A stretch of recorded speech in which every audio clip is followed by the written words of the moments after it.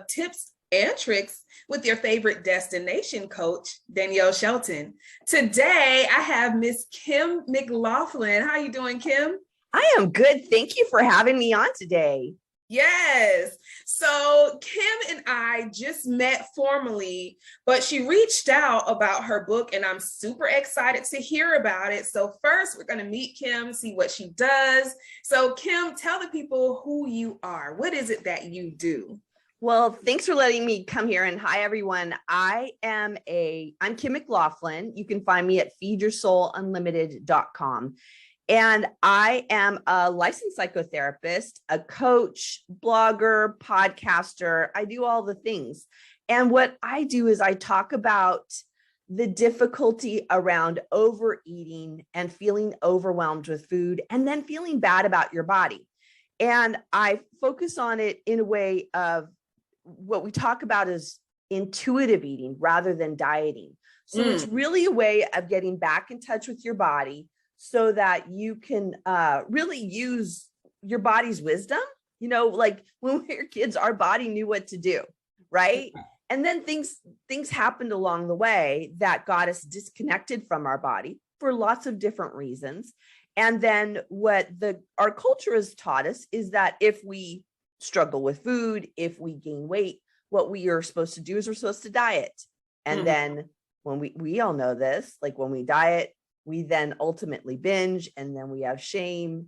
And then what do we do again? We don't know what to do. We diet again. So I work with people it's a 6-step system to peace with food. And that's actually what my book is. It's called Feed Your Soul, Nourish Your Life, a 6-step system to peace with food. And I go over, you know, it's about the food, but it's not about the food. So it's like the food is kind of the way we feel out of balance. But it's not, it's all the other things around it. So that's why diets don't work, because it's all the things around it, you know, the food, and diets are about restricting. And I'm all about not restricting, which blows people's minds because they go, well, then what the heck do you know, if I don't, right? If I don't diet, what am I supposed to do? Because it's really confusing because we're not taught or don't have an idea of anything other than that. And, you know, we live in a society that, to me, promotes false body positivity. And by that, what I mean is like, oh, you have your trainer and your flat tummy tea and your drops and your, you got this pill and that pill and vitamin, blah, blah, blah. It's just so many things. And all of that stuff says, oh, you should be proud of your body, but you're not proud because you are training and dropping and doing all of these crazy things, but you're not actually attacking the real issue. It's interesting. I love that you bring up that. I'm super impressed, you know, the idea of false body positivity, because what happened is what you're talking about is the diet industry, the diet, the weight loss, the fitness. And not all fitness is in, I'm all into fitness. I'm going to the gym later on. So like, I'm all into moving your body, and that's fine. But it's the false body positivity is that the only way we can feel good about our body is changing our body and being different and being thinner and not really honoring that all bodies are different. I tell people like, I can't help you lose weight.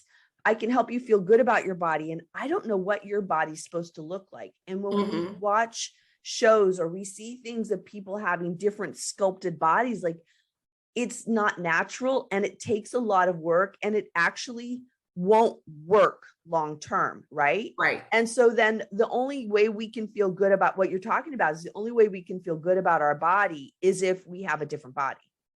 Right. Which is not positive. That's not positive. No, because the promotion is, I'm going to make you feel good about your body by giving you a new body. But I don't want a new body. I want my body. I just want to feel good about my body. And I think people confuse the two, and the messages are so crisscross that people really are confused. I do a lot of like fitness and stuff on my page, and I will have people inbox me and be like, oh, how did you do it? And for me, I know everybody wants like this weird kind of quick answer. And what I tell people is it was a process. It happened over time. I can't tell you that I went into it wanting to quote unquote lose weight as much as I was fighting for me. Mm-hmm. I got into the fight for myself, and I determined, because I'm in the fight for myself, I have to get in tune with the things that I need to heal from. Mm-hmm.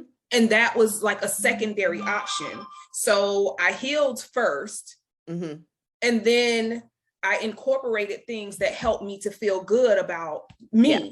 And then once the more you feel good about yourself, the more you do things that support your body. And it, you know, it doesn't mean that like you have to give up sugar, you have to give up fat, or you have to give up meat, and it might be you choose to do that because your body does, you know, if you're diabetic, mm-hmm. a lot of sugar is not a good thing. Right. If you have irritable bowel syndrome, you know, certain foods, spicy foods aren't your thing. And so I can't, you know, say that those are good for you if your body doesn't respond well, but you gotta, what this is getting back in touch with your body. Intuitive eating, right? Intuitive is like being centered in your body, and then your body will shape out the whatever way it shapes out. Right. Right. It's right. Like saying, I'm going to weigh this amount, or I'm going to have this certain look, or my, you know, my waist will be this small.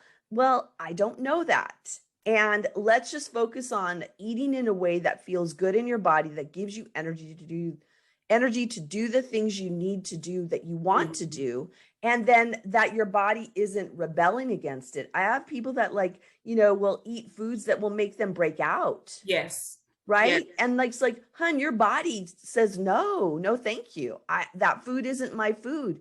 And it's not dieting at that point. It's just your body says, this isn't our food. And to keep eating it is really lacking self-love.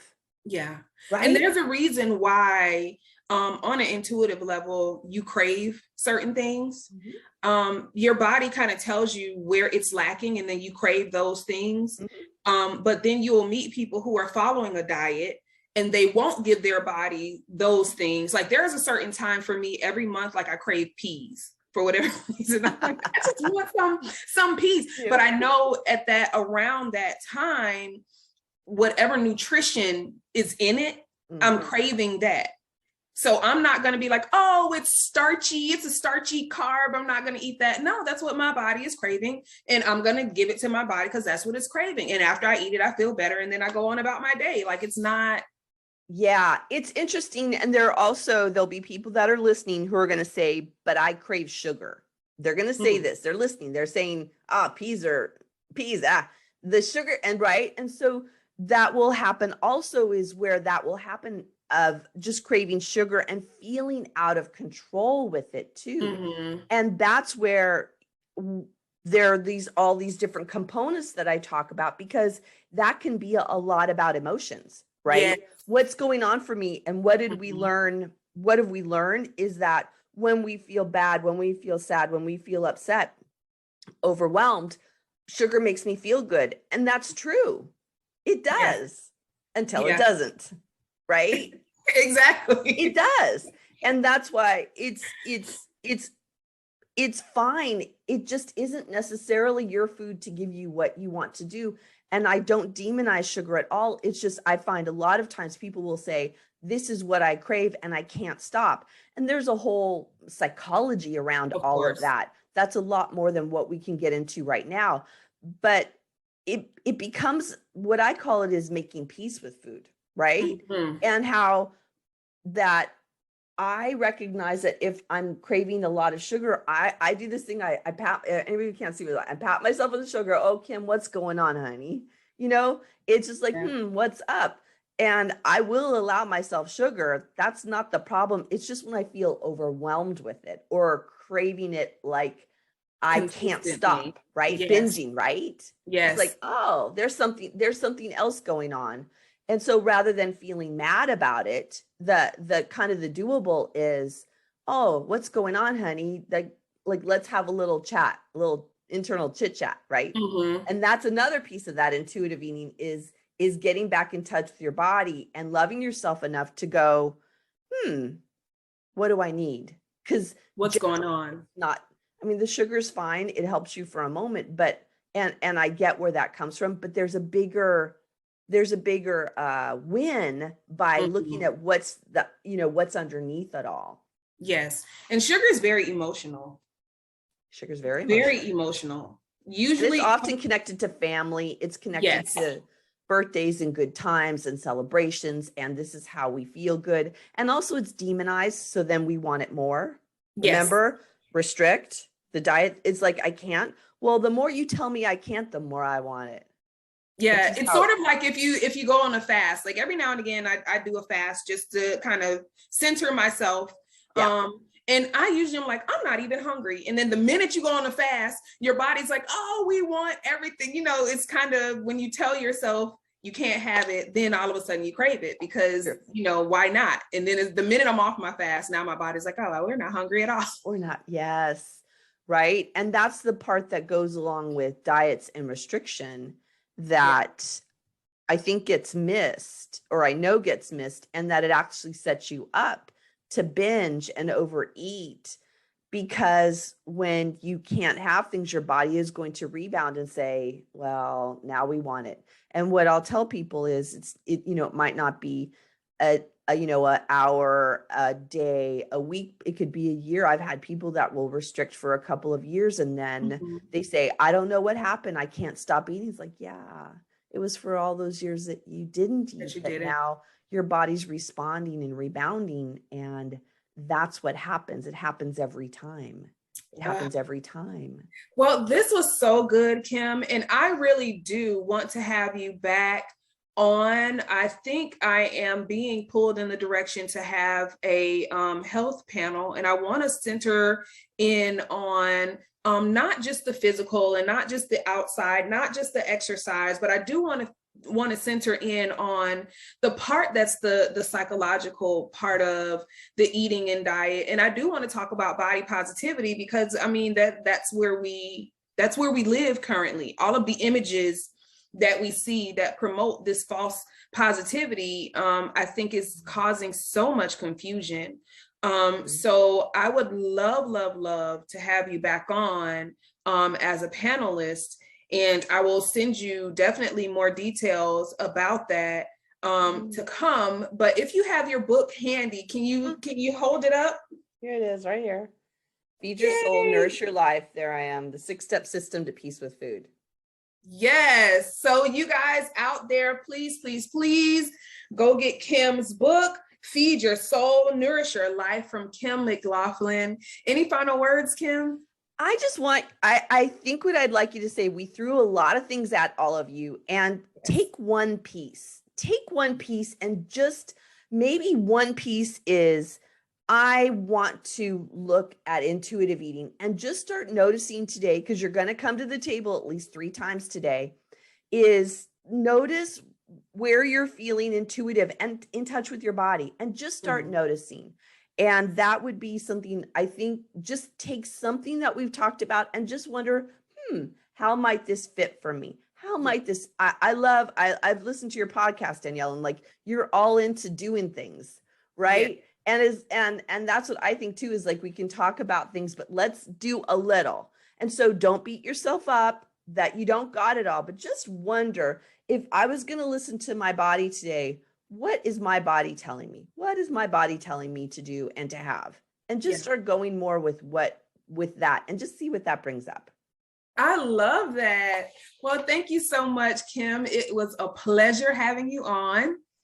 And this has been another episode of Tips and Tricks with your favorite destination coach, Danielle Shelton and Kim McLaughlin. See you guys later. Bye, guys.